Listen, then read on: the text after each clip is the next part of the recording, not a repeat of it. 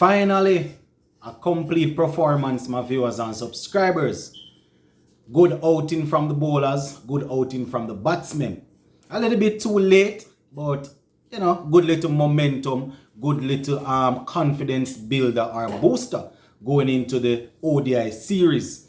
You understand? We would have lost the T20 series, but it was good to see the players going out there and securing victory in this final T20 game. Now, we're not going to get ahead of ourselves because of the victory, because we lost the series and there are quite a few things that we need to get right. And it's not the first time that we are winning a T20 game, but the issue that we have always had is consistency. You understand how often we are able to do it.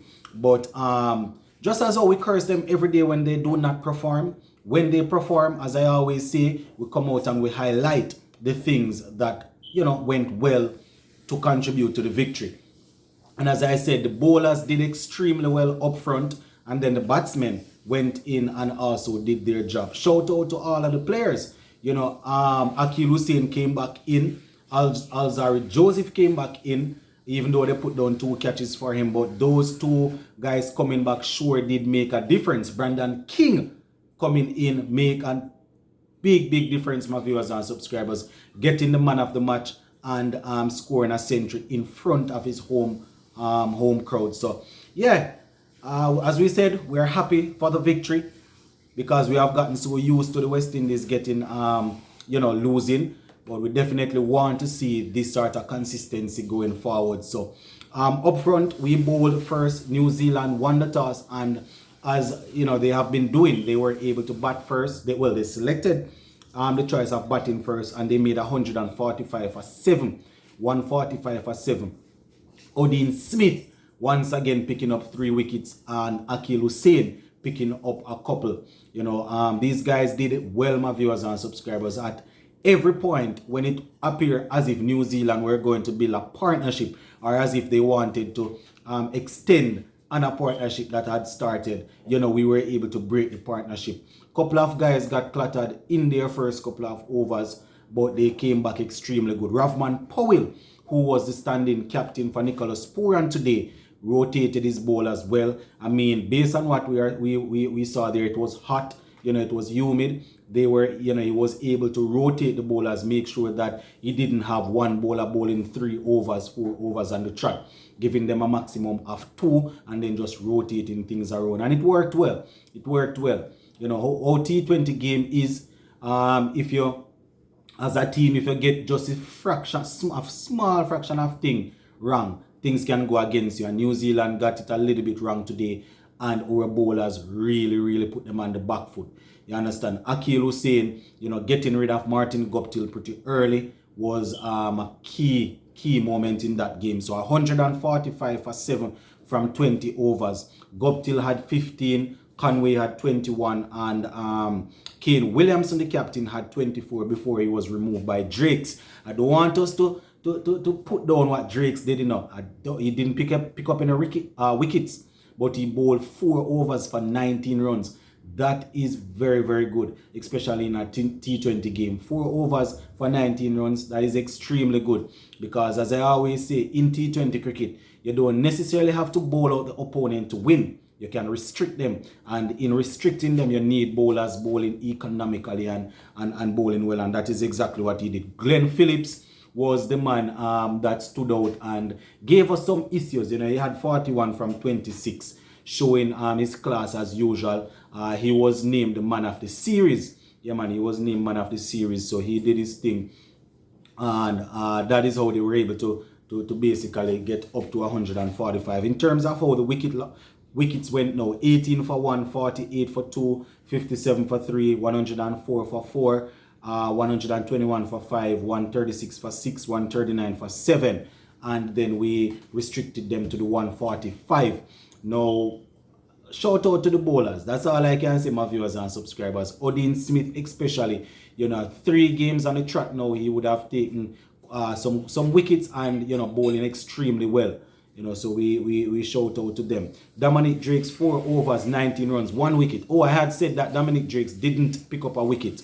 No, he actually got a wicket. So 4 overs, 19 runs, 1 wicket. That's a correction. He had a wicket, my viewers and subscribers. Alzarri Joseph, 4 overs, 35 runs. Akil Hussain, 4 overs, 28 runs, 2 wickets.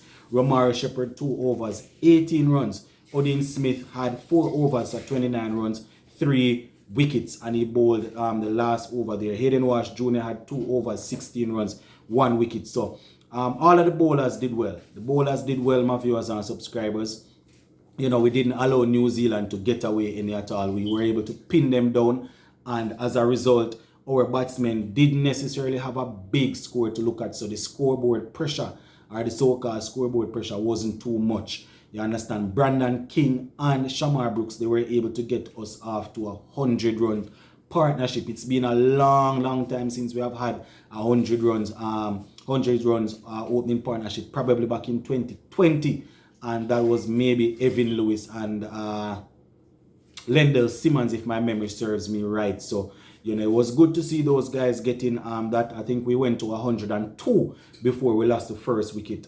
Brandon King, as I said, getting 53 from 35. He was the man that set things up. Shamar Brooks carried his bat, my viewers and subscribers, getting 56 from 39. You know, so not the high, well, not 56 from 39, from 59, 56 from 59. So the strike rate not as high as how we would have wanted it. But one thing we need to remember, the score wasn't a big score. So even though we want to see this the strike rate improving, the situation did not call for anybody, for him going out there and going and blazing all over the place. You understand? Brandon King got off to a good start, so all he had to do was make sure that he was rotating the strike. When the bad balls came, Shamar Brooks was able to put them away nonetheless. So 56 from 59, not out. Devon Thomas came, made 5 from 5. Ravman Powell, 27 from 15. You understand? Getting a couple of 6s and 4s to basically light up Sabina Park. I think when we wanted just about 2 runs to win, he was able to hit a 6 over the leg side to finish off the game. So he finished not out on 27 from 15, and you know, we didn't need to use the lights of Shemran Hetmeyer, Akil Hussain, Romario Shepherd, Odin Smith, Drakes, Hayden Wash. Those guys didn't need to bat, you know, because we set things up.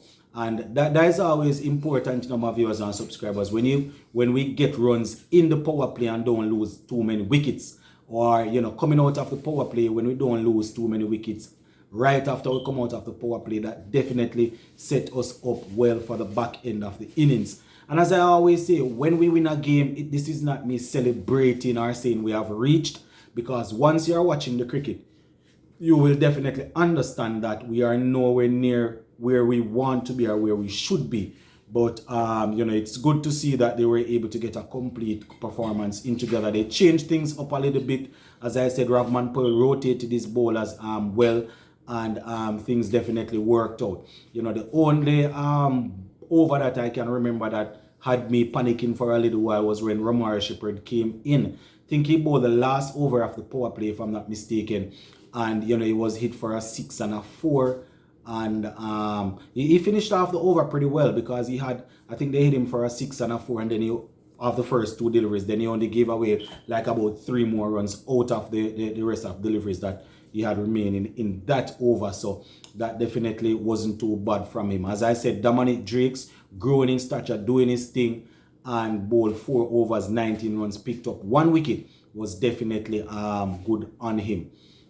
Now the fielding wasn't the best, my viewers and subscribers. You understand, we had a couple of catches going down. Odin Smith putting down 1, Akil Hussain putting down 1, a couple of misfield from Ravman Powell. But generally speaking, they were tidy in the field. And throughout the series, they have been tidy in the field, taking good catches and you know, picking up balls and returning them to the keeper. The issue has been where the batting is concerned. You understand? And today, the batting came off and the bowling came off, and we were able to bring it home. So as I would have indicated in a video before, we definitely need the momentum going into the ODI series. Alzarri Joseph and Akil Hussain will need to play important roles in the series alongside Brandon King. So it was very important for them to bring those guys back in to make sure that they get some minutes in the legs and also to help us to get off, to finish off on a winning note, so that the confidence and the whole demeanor of the players can be good going into the ODI series. So that is how it went, my viewers and subscribers. West Indies securing victory by 8 wickets, courtesy of Brandon King and Shamar Brooks both getting half centuries. Odin Smith picking up 3 wickets, and Akil Hussain picking up a couple. Dominic Drake's being good as usual, and it was a good game to watch. It was definitely a good game to watch, and it's sort of consistency that we need to see going forward.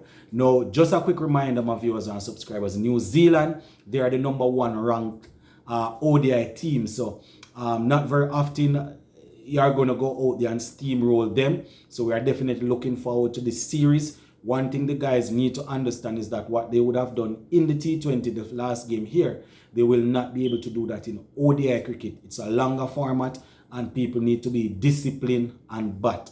You understand? So you can't go out there and hit 5 4s or 6 6s and get out and then think you win the game. We definitely want to see them bringing this winning momentum over into the next game, being disciplined and trying to bring it home. So yeah, that is basically how it went, my viewers and subscribers. Gonna leave it right here for now. Zane, big up on yourself, my peeps.